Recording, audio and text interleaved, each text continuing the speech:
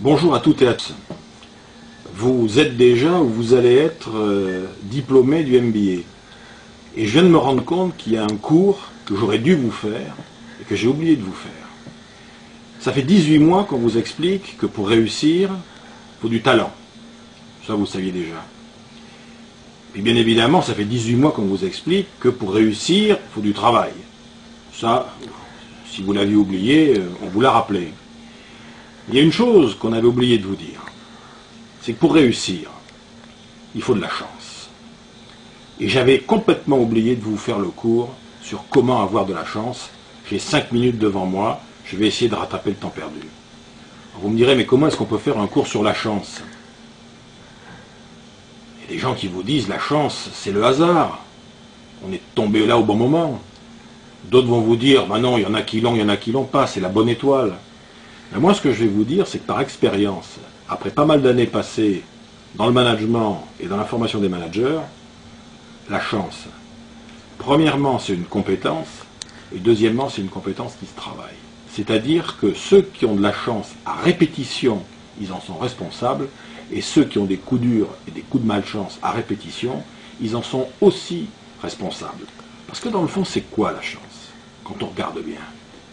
Les gens qui ont de la chance autour de vous, et si vous, vous en avez de la chance, ça veut dire que vous avez une capacité à créer autour de vous un environnement favorable. Coluche, qui était un grand spécialiste du management, aurait pu nous dire, avoir de la chance, c'est avoir la capacité à gagner les concours de circonstances.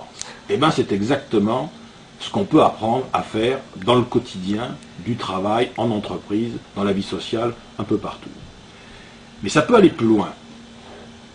Avoir de la chance, dans le fond, c'est activer la boîte à opportunités. Faire en sorte qu'à travers ce que je fais, les décisions que je prends, les contacts que j'ai avec les autres, je vais déclencher l'apparition d'opportunités. Alors c'est quoi une opportunité? Vous vous en souvenez peut-être, on en avait sûrement parlé dans le cadre du cours ou dans nos conversations à la machine à café. Alors, les opportunités, c'est trois choses. D'abord, les opportunités, c'est les bonnes rencontres. Rencontrer les bonnes personnes au bon moment.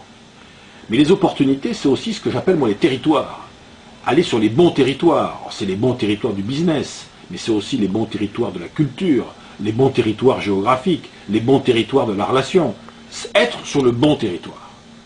Et puis surtout, rencontrer des opportunités, c'est aussi être à l'écoute des bonnes demandes.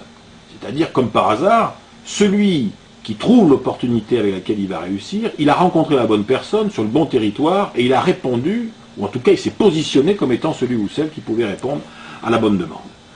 Alors vous me direz, mais d'accord, mais alors est-ce que ça peut se déclencher? En tout cas, ça peut s'aider. On peut aider ça. On peut aider ça avec 4 postures.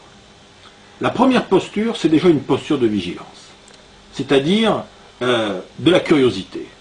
Celui qui vit dans la routine, généralement, rencontre très rarement des opportunités. Les opportunités détestent les systèmes qui tournent en rond. Savoir sortir de ses propres routines, c'est la première condition pour activer justement cette vigilance.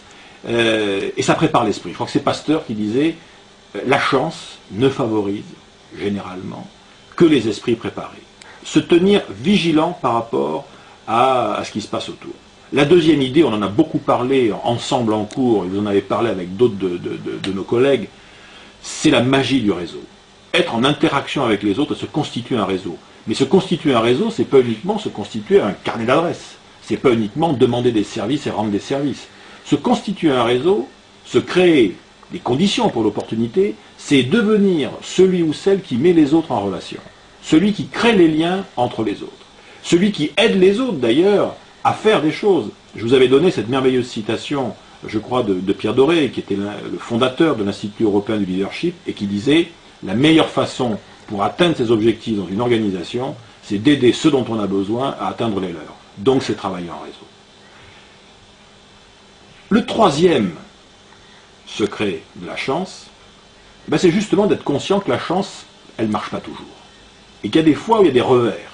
On a des coups de malchance, mais tout le monde a eu des coups de malchance. Vous prenez toutes les grandes réussites du monde des affaires, les grandes réussites dans l'histoire, les grandes réussites dans les médias, dans le spectacle, dans le showbiz, les grandes réussites sont jalonnées de problèmes, de difficultés, de revers d'échecs. Simplement, qu'est-ce qui s'est passé? Les gens qui ont vécu ces choses-là, ils ont utilisé leur échec comme une matière première.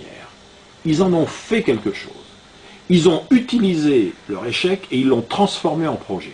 C'est devenu la matière première pour rebondir sur autre chose. Ce qui fait dire d'ailleurs que la chance, la vraie chance, c'est pas ce qui vous arrive. C'est ce que vous allez faire avec ce qui va vous arriver. Ce qui n'est pas tout à fait la même chose. Et donc, le quatrième secret de la chance, c'est l'anticipation.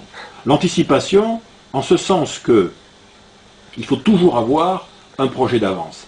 Comme par hasard, les chanceux, ils ont déjà dans la tête, quelque part, parce qu'ils en parlent avec les autres, le projet qui, comme par hasard, va être le projet qui, entendu par les uns ou par les autres, récupéré par les uns ou par les autres, va leur créer, demain matin, après-demain, la semaine prochaine, le mois prochain, va leur créer l'opportunité.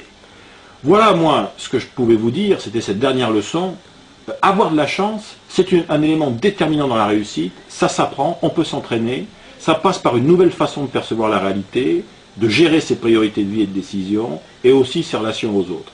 Et en n'oubliant surtout jamais que dans le fond, puisque tout est affaire d'opportunité, il faut savoir être de temps en temps un peu égoïste, et se dire que la meilleure façon, et c'est vrai pour tout, de rencontrer des opportunités dans la vie, c'est déjà d'en être une soi-même. Réfléchissez à ça, méditez ça, salut à toutes et à tous, et bon vent pour le siècle qui vient. Merci beaucoup.